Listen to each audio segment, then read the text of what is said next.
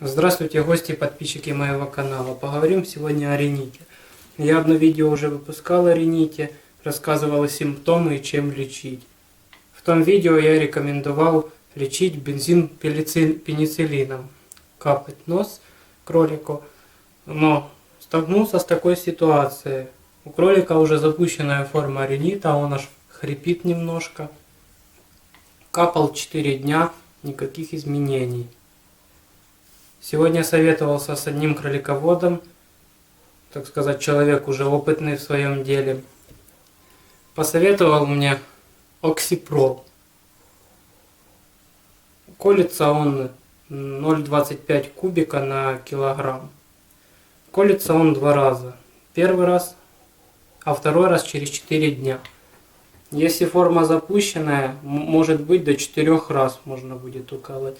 Говорит, проходит вообще отлично даже после первого укола.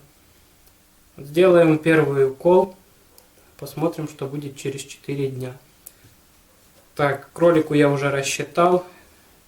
На кролика надо 0,75 кубика. Колется внутримышечно.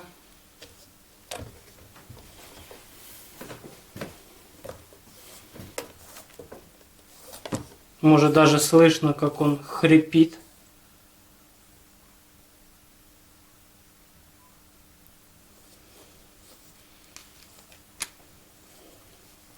Так, все, посмотрим, что будет с ним через 4 дня.